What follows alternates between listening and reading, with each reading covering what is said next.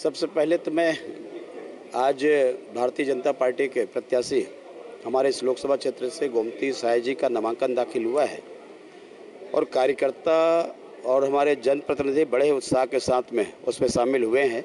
मैं विष्णुदेव साय जी सहित सभी को बहुत इसके लिए धन्यवाद देता हूं, बधाई देता हूं और ये इस बात का संकेत है कि जीत सुनिश्चित है। जहां तक कांग्रेस के घोषणा पत्र की बात है, कांग्रेस भ्रम फैलाने के और जिस प्रकार से विधानसभा चुनाव में उन्होंने घोषणा पत्र जारी किया, आप पूरे घोषणा पत्र को खंगाल करके देखिए तो देखने के बाद में आपको समझ में आएगा कि इनको चुनाव में वोट लेने के लिए कुछ और बात करते हैं और जीतने के बाद में उस बात को कुछ और करते हैं। मैं आपको उदाहरण देना चाहता हूं कि जिस बात को लेकर के महिलाओं से वोट मांगा और हम शायद सोच रहे थे कि 1 अप्रैल से शराब बंद हो जाएगी, शराब के रेट में वृद्धि करने के बाद में जिन कोचियों से निकाल करके उनको लाया गया था, उन कोचियों की तरफ पूरा ढकेलने का काम इस प्रदेश के छत्तीसगढ़ के कांग्रेस की सरकार ने किया है। हम पूरे घोषणा पत्र को देखेंगे तो आज भी किसान भटक रहे हैं, अभी लोक अदालत लगा रहे हैं, बैंकों के साथ में किसानों को समझौता के लिए नोटिस देकर के बुला रहे हैं कि आपके कर्जे के लिए आप समझौता करो। आज भी कर्जा माफ़ी नहीं हुई है। अंतराल जो धानों का है वो आज भी नहीं मिला है। ये 2 साल की बोनस देने की बात कही, वो नहीं मिली है। और जब छत्तीसगढ़ में सरकार बनने के बाद में वादे से मुकर गए तो केंद्र में इनके घोषणा पत्र के ऊपर कौन भरोसा करेगा। इन्हीं घोषणाओं को बार-बार लेके जा रहे हैं कि हमने मैं इसी बात को बोल रहा हूं कि छत्तीसगढ़ की जनता अल्प समय में इस सरकार को समझ गई है कि छत्तीसगढ़ आज कंगाली के कगार पर है। 31 तारीख को वित्त वर्ष का अंतिम दिन लगभग 10-11 हज़ार करोड़ के बिल लगे हुए थे विभागों को पेमेंट करने के लिए। इनका 15 दिन 20 दिन से सर्वर खराब है करके सूचना फैलाते रहे, भ्रम फैलाते रहे और केवल तनख्वाह जो देना है उतने ही बिल उनके पास हुए, सारी बिल को रिजेक्ट कर दिए हैं। इसका मतलब ये है कि सरकार के खजाना खाली है और हम सब के ऊपर में 12,000 करोड़ रुपए के कर्जा लाद दिए हैं। इस वर्ष भी 12,000 करोड़ के कर्जा लादने वाले हैं। ये चाहे ये सरकार के मुखिया बोले या कोई बोले, कुछ दिन में यही बोलने वाले हैं कि छत्तीसगढ़ कंगाल हो गई है। बीजेपी को डिस्टर्ब करने के लिए ये पुनीत गुप्ता वाला फॉर्मेट बार-बार अपनाया जा रहा है। भूपेश बघेल सीधा उनके नाम इनका सीधा यह है कि जिनकी छवि है उनको डैमेज करो, लोकसभा में उसका लाभ मिले। एकमात्र नियत सरकार की जब से बनी है उसके बाद में सकारात्मक कार्यों को छोड़ करके नकारात्मक कार्यों की ओर में उनकी दिशा बढ़ रही है।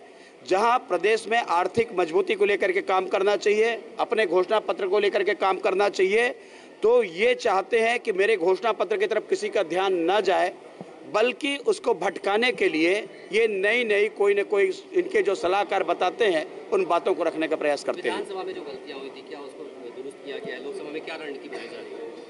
कोई रणनीति नहीं है। लोकसभा में सब चाहते हैं कि मोदी जी दोबारा प्रधानमंत्री बने। इस देश के मान, इस देश के सम्मान, इस देश के हमारे आर्थिक सशक्तिकरण और इस देश में सामरिक रूप से हम एक महान शक्तिशाली बन करके भारत यदि उभर करके आए तो आज ऐसा कोई नेता नहीं है जो कर सके। यदि कर सकते हैं तो मोदी जी कर सकते हैं। देश के लोगों को भरोसा मोदी जी के ऊपर है और इसलिए हम तमाम सर्वे जो आप लोग दिखाते हैं वो आंकड़ा ये प्रदर्शित कर रही है कि कांग्रेस कहीं पर हिंदुस्तान में नहीं है।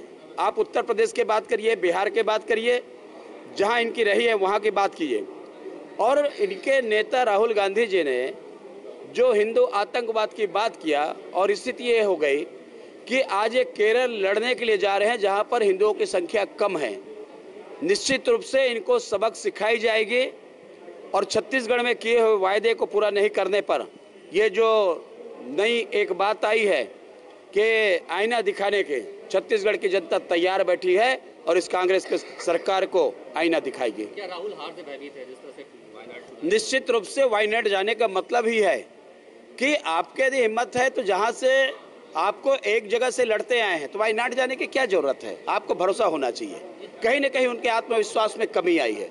और ये बात मैं नहीं बोल रहा हूँ जी, आप ये देखिए ना, हिंदुस्तान के सबसे बड़े प्रदेश जहां पर माँ और बेटे मिलकर के वहां पर प्रतिनिधित्व करते हैं, 80 सीट में जनता ने आपके ऊपर कितना भरोसा किया? 2 और 2 देने के बाद में किस प्रदेश को लेकर के आप सरकार बनाने में आश्वस्त हैं?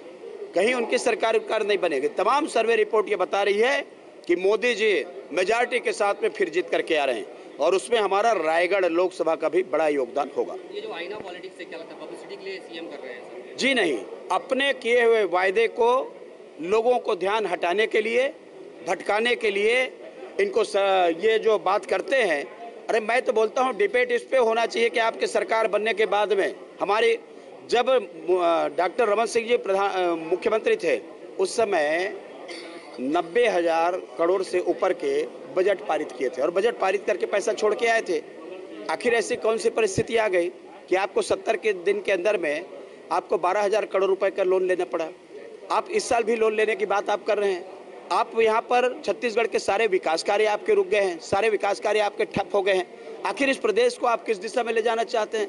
इस प्रदेश को आप केवल घुरवा बनाना चाहते हैं और घुरवा बना करके जो 21वीं शताब्दी की बात होती है तो ये 17वीं शताब्दी की बात करते हैं।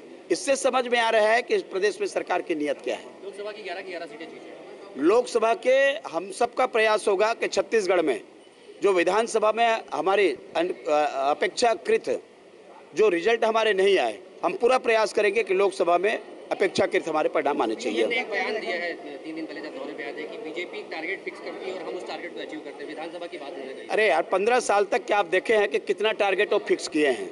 बड़ी बातें करने के आज सरकार में आ गए, इसलिए 15 साल तक उनकी क्या स्थिति रही है?